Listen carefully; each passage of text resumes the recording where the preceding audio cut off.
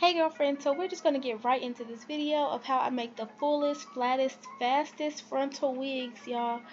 And I'm just going to be using this mesh dome cap, and the reason why I like using this instead of the solid dome cap is because it is more breathable. So I'm going to go ahead and get that dome cap on my mannequin, and as you guys can see, I have several different T-pins holding this cap down on my mannequin, and that is super important. And I'm also going to be using this frontal in 3 bundles from Nadula Hair, so shout out to them for sending me this 20-inch frontal with this 22 and 224s, and I am going to pin this down, this frontal, about an inch or an inch and a half in front of this black cap, and you guys will see it as I kind of lift that up. And the reason why I said it's super important to have a lot of T-pins when you're making a wig is because I get so many people that ask me, Meech, I'm making a wig, and then when I take it off, the wig is too small or what have you. Now that could be for several different reasons. One of those reasons being that you're not using enough T-pins to hold that cap in place and to keep it from scrunching up as you're sewing.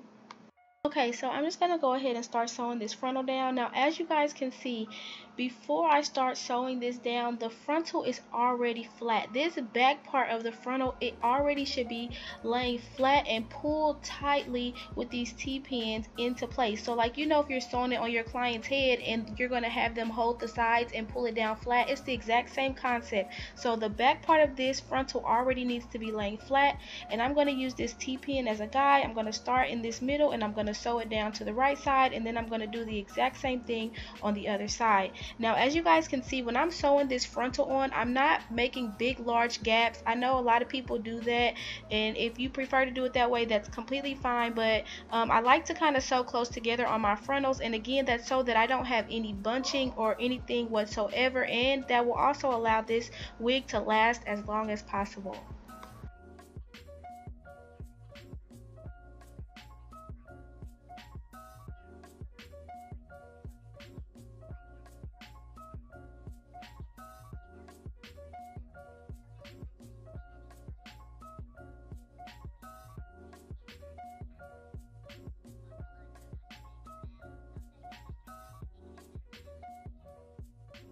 I'm gonna just need for my hands and my arms not to be this ashy in this video, y'all. I'm looking so crusty, but it's okay, it's cool, whatever. I'm just trying to show y'all how I make this wig, so your girl's not really tripping, but yeah, I definitely needed to put some lotion on in this video.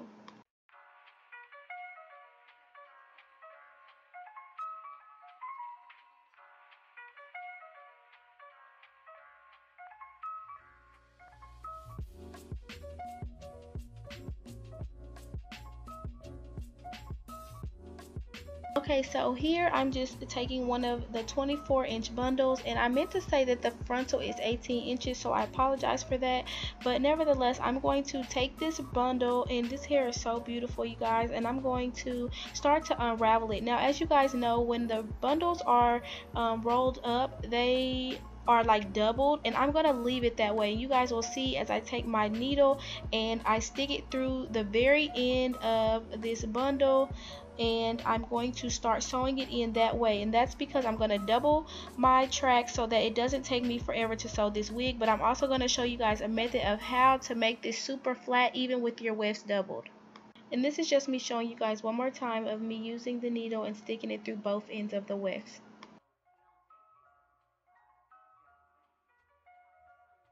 So here I am just going to take that needle and I'm going to put it exactly where I want this first weft to fall on the cap, and I'm going to sew that in place right there. Now, I do not go all the way to the frontal, and you guys will see in detail what I mean as I go throughout this video, but I am going to leave a very small gap between my wefts and the frontal, and you guys will see why at the end of this video. So again, this is just me showing you the small gap that I'm leaving between this frontal and this weft, and then I'm just going to start sewing. Now, as far as sewing is concerned, you can do it however you want to do it. Some people go under with the needle, some people go over, some people loop every 3 or 4 times that they go. I just sew. I don't really have a preference to do all that. The only time that I actually go through the weft is whenever I'm starting or finishing a bundle, and yeah, that's about it. So I'm just going to show you guys that method that I'm doing, and you can do it however you prefer.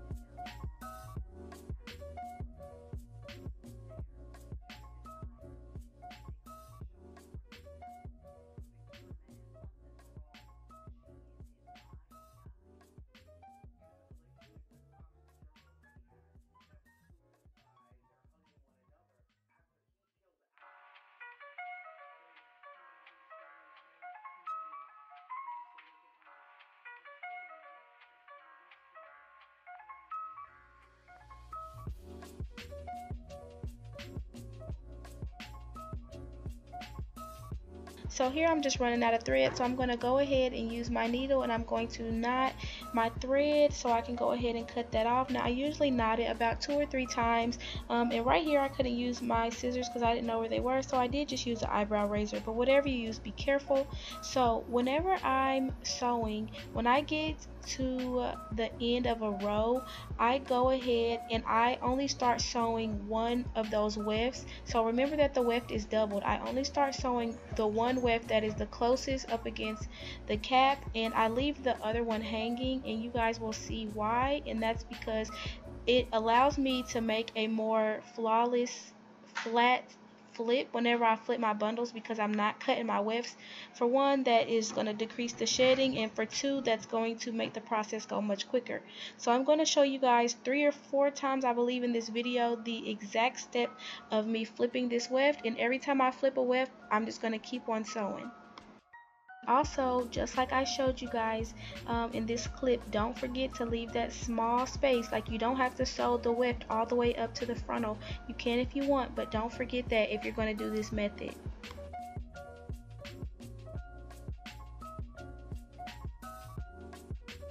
Now, once I meet that weft that I continue to sew before I flipped it over, once I meet those 2 wefts back together and they're the same position on this cap, when they get to the same position, then I'm going to grab that weft that's at the bottom and I'm going to continue to sew. And again, I'll show this 3 or 4 times so you guys can see it. I hope I'm explaining this the best that I can.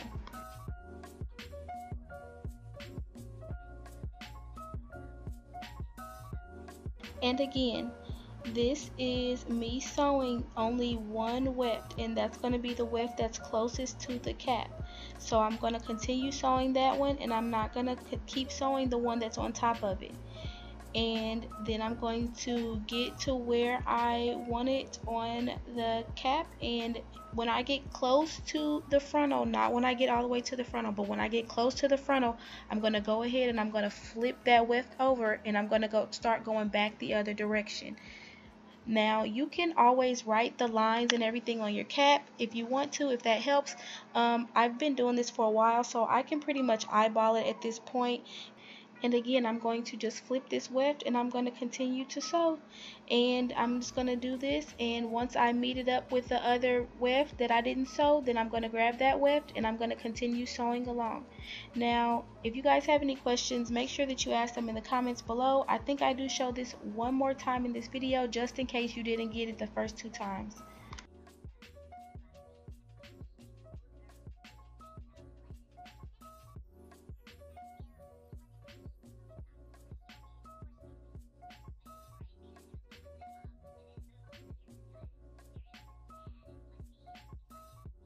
Now, I did want to show you guys this right here. When you start to sew, if you are pulling your thread too tight and you see your weft start to buckle, that means that you're sewing way too tight. You do not want to do that. Your wefts can be secure without sewing so tight that they start to buckle. That will cause your wig not to lay flat, and when you rub your hands down the back, you will feel where the wefts are all lumpy and bumpy. So do not pull your thread so tight that they start to buckle. And again, I hate to keep reiterating if you already understood this, but this is me just sewing that weft that's closest to the cap and not sewing the one that's on top. And then again, I am going to leave a small gap, and then I'm going to flip that weft over, and continue to sew.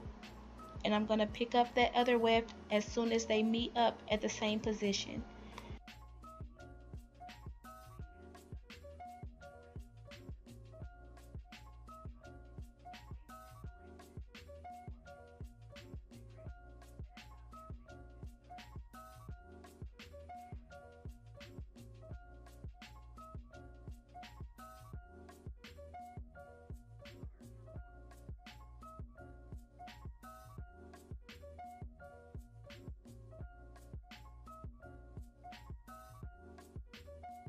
So now we just continue that entire process until the top of the wig, and as you guys can see, we're going to go ahead and just cut off that excess weft, and we are going to knot our thread and cut that as well. So now as you guys can see, we have a space between this frontal and this our wefts. So we're going to take that excess hair that we just cut off, and we're going to open it up so that it is no longer doubled. You do not want it to be doubled, and I say that because I feel like it doesn't lay as flat right behind the frontal if it's still doubled. We're going to take that piece and we are going to sew it in between where that gap is, where that frontal and the rest of those wefts are. And so this is going to just make a flawless, very seamless transition between that frontal and those wefts.